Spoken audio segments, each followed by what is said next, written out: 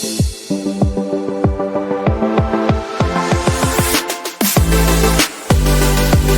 am here with the next 5 question of Assistant Professor College Cadre Chemistry paper 2018 asked in Himachal Pradesh Public Service Commission. So very first question, this is based on coordination chemistry. So first question is, which of the following statement is not correct with reference to CFT? So the first statement is, crystal field theory explains satisfactorily and explicitly that delocalization of ligand, electron and orbitals become more important, that is as covalent bond increases.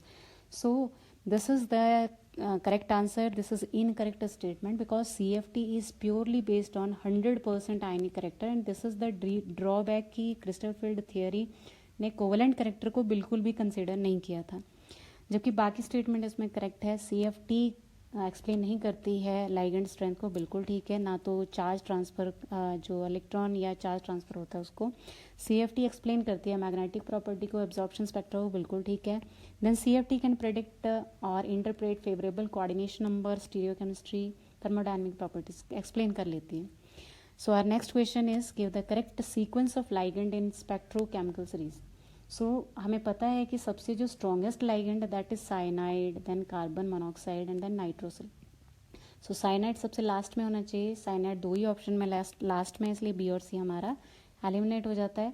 इसके बाद हमने just देखिए iodide सबसे weakest है, बिल्कुल सही है. हमने सिर्फ यहाँ पे ही डिस्क्रिमिनेट कर, क्योंकि डिफरेंस कहाँ पे इसमें, यहाँ तक तो दोनों में सेम है, सिर्फ नाइट्रेट और नाइट्रो और डाइपिरिडिन की या बाइपिरिडिन की पोजीशन में वेरिएशन है. तो ये हमें पता है कि नाइट्राइट का जो विल्ड स्ट्रेंथ है वो डाइपिरिडिन से ज़्यादा होता है. सो करेक्ट ऑप्शन हमारा ए है, D is incorrect. Which of the following statement is not correct again. तो इसमें length and night paramagnetism transition metal का डिपेंड करता है कौन से फैक्टर पे, तो हमने इसमें इनकरेक्ट स्टेटमेंट फाइंड आउट करना है.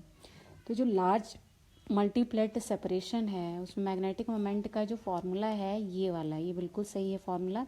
एंड जो जी है दिस इज लेंडेस फैक्टर, तो इसको हम कैलकुलेट करते हैं इस फॉर्मूले से.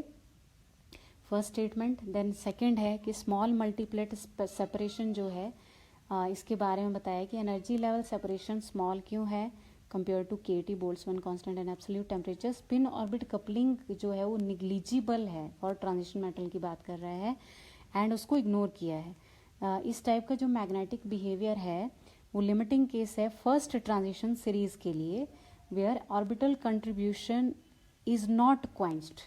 जबकि जो आपका फर्स्ट ट्रांजिशन सीरीज है उसी में बोला जाता है कि इसमें orbital contribution it is quenched, क्योंकि जो आपके 4D 3D सबशेल है वो वहाँ पे कोई 4f इलेक्ट्रॉन का इन्वॉल्वमेंट नहीं है, तो ये डीपली बरीड नहीं होते हैं, ये बाहर होते हैं, तो इसलिए इनका क्वेंचिंग हो जाता है इन इलेक्ट्रॉन्स का जब ये बॉन्डिंग स्टेट में आते हैं. इसलिए वहाँ पर क्वेंचिंग तो ऑर्बिटल कंट्रीब्यूशन की ही होती है. जो फॉर्मूला बचता है हमारा वो स्पिन ऑर्बिट कंट्रीब्यूशन का रहता है, स्पिन मैग्नेटिक मोमेंट का रहता है. जबकि जो डाउन द ग्रुप जब हम मूव करते हैं 4D में 5D में, वहाँ पे f इलेक्ट्रॉन का इन्वॉल्वमेंट शुरू हो जाता है, जिससे कि आपकी जो 4D इनका शेडिंग इफेक्ट पुअर है, तो 4D और 5D होगा. These are deeply buried inside the atom, so जिसकी वजह से इनकी जो ऑर्बिटल मोशन है वो क्वेंच नहीं होती है. ओवरलैपिंग तो वैलेंस शेल में हो रही है, इसलिए ये आपकी इनकरेक्ट स्टेटमेंट है. आंसर आपका बी रहेगा. बाकी स्टेटमेंट हम देख लेते हैं. स्पिन ओनली के लिए फर्स्ट ट्रांजिशन सीरीज की बात हो रही है. जो मैग्नेटिक कंट्रीब्यूशन है वो कौन सा वाला, ऑर्बिटल मैग्नेटिक कंट्रीब्यूशन, वो इग्नोर किया, बिल्कुल सही बात है. और फॉर्मूला हम ये यूज़ करते हैं. हैवी एटम मतलब जब हम हैवी एटम का मतलब है जब एटॉमिक नंबर हमारा होता है, atomic number if is greater than 47, वो तो उनको हम हैवी एटम्स में लेते हैं.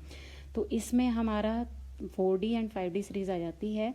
यहाँ पर क्या होता है, रिडक्शन हो जाती है observe in magnetic moment below spin only value for second and particularly third transition series element. Reduction can't be attributed to the ligand field strength, बिल्कुल ठीक है. लिगेंड फील्ड स्ट्रेंथ का उसका कोई लेना देना नहीं है, क्योंकि जो कंट्रीब्यूशन है D इलेक्ट्रॉन्स का, अनपेयर्ड इलेक्ट्रॉन का, वो काफ़ी अंदर है ऑर्बिटल के, वैलेंस शेल में ओवरलैपिंग चल रही है, तो उनका उससे कोई लेना देना नहीं है. नेक्स्ट क्वेश्चन है, few magnetic complexes are shown below. आपने बताना है कि किस केस में D2sp3 हाइब्रिड ऑर्बिटल और मैग्नेटिक मोमेंट 1.73. मैग्नेटिक मोमेंट 1.73 का मतलब है डेसिमल के बाद अगर आपका 5 से बड़ा है नंबर तो जो नंबर ऑफ अनपेयर्ड होंगे उसमें 1 होंगे, जो आपका डेसिमल से पहले का डिजिट होगा। अगर मैं लिखती हूँ 2.8, क्योंकि 5 से बड़ा है 8 तो इसमें नंबर ऑफ अनपेयर्ड इलेक्ट्रॉन 2 होंगे। अगर मैं लिखती हूँ 2.2 तो यहाँ पे छोटा है 5 से, तो n की वैल्यू 1 कम लेनी है, यहाँ नंबर ऑफ अनपेयर्ड 1 होंगे। तो चलिए फाइंड आउट करते हैं। और D2sp3 है तो इसका मतलब इनर वाले ऑर्बिटल यूज़ किए हैं। तो ये कौन यूज़ कर सकता है? जो स्ट्रॉन्ग फील्ड लाइगेंड होते हैं। स्ट्रॉन्ग फील्ड लाइगेंड हमारे साइनाइड है, जैसे यहाँ पे क्लोरीन है, ये वीक फील्ड है, ये आंसर नहीं हो सकता है। NCS थायोसाइनेट है, ये भी वीक फील्ड लाइगेंड होता है, आफ्टर हैलाइड्स इसका नंबर आता है। पिरिडिन थोड़ा स्ट्रॉन्ग है बट कंपैरेटिवली अमोनिया से ये वीक होता है, तो उसको वीक फील्ड में ही ले लेते हैं हम। जबकि लास्ट में हमारा साइनाइड है, तो राइट ऑप्शन हमारा डी है। यहाँ पे साइनाइड स्ट्रॉन्ग फील्ड होने की वजह से इनर कोर ऑर्बिटल को यूज़ करेगा। नेक्स्ट है कि जो क्रोमियम कॉम्प्लेक्स है नीचे दिए गए, उसमें से कौन 2 ऑप्टिकल आइसोमर शो करेगा। ध्यान रखना है कि आपसे ज्योमेट्रिकल सिस ट्रांस नहीं पूछा है, आपसे ऑप्टिकल आइसोमर पूछा है जो ऑप्टिकली एक्टिव होंगे, जिसमें POS plane of symmetry absent होंगी। तो इसमें कॉम्प्लेक्सेस के केस में खासकर जो पॉलीडेंटेट लाइगेंड होते हैं उन्हीं केसेस में ऑप्टिकल एक्टिविटी देखी जाती है, या फिर मोनोडेंटेट लाइगेंड हो तो सारे ही डिफरेंट हो तो वो ऑप्टिकली एक्टिव होगा, नहीं तो प्लेन ऑफ सिमेट्री हमें मिल ही जाती है। तो यहाँ से हम ऑप्शन एलिमिनेट कर सकते हैं, जैसे यहाँ पे सारे ही मोनोडेंटेट है तो ये ऑप्शन नहीं हो सकता है, और यहाँ भी 4 और 2 का कम्बिनेशन में मोनोडेंटेट है, यहाँ ये ऑप्टिकली इनएक्टिव होंगे। तो हमारे पास डायडेंटेट इथाइलिन डाइमिन हमें दिख रहा है। अब देखिए यहाँ सारे के सारे जो लाइगेंड है सेम है, तो ये ऑप्टिकली एक्टिव नहीं हो सकता है, इसमें POS मिलेगी ही मिलेगी, जबकि यहाँ हमें कम्बिनेशन मिल रहा है 2 का। तो ये हमारा आंसर है बी ऑप्शन, जिसमें हमें ऑप्टिकली एक्टिविटी देखने को मिलेगी। कैसे आएगा ये देखिए इसके सिस और ट्रांस 2 आइसोमर, इसके ज्योमेट्रिकल आइसोमर हमें मिलेंगे। ये हमारा सिस हो गया, इथाइलिन डायमीन, सिर्फ डोनर एटम मैं रिप्रेजेंट कर रही हूँ, और इसके बाद यहाँ पर Cl एटम्स प्रेजेंट है, ये हमारे Cl एटम्स प्रेजेंट है। तो ये हमारा है ट्रांस। और सिस में क्या होगा?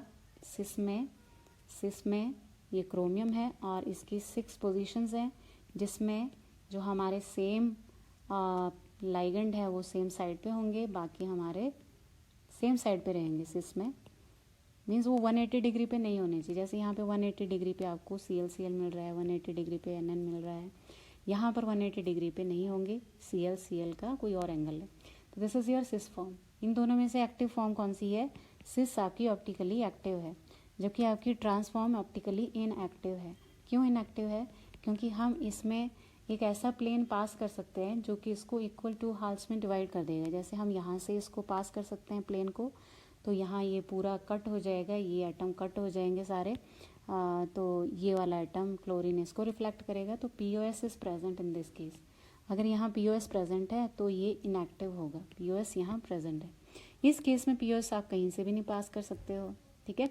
अगर आपने POS यहाँ से पास किया, अगर आपने यहाँ से पास किया, तो जो आपका क्लोरीन है उसको क्लोरीन रिफ्लेक्ट नहीं कर रहा है, नाइट्रोजन रिफ्लेक्ट कर रहा है। या कोई दूसरा प्लेन भी आप देख सकते हैं, दूसरी डायरेक्शन से भी आप इसको कंसीडर कर सकते हैं।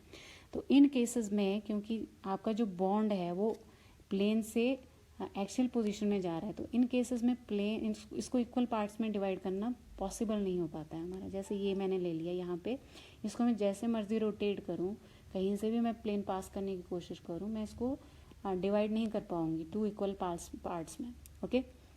जैसे मान लो मैंने अगर ये क्लोरीन के थ्रू अगर मैं प्लेन पास करती हूँ, तो यहाँ से भी इसका डिवीजन नहीं हो पाएगा।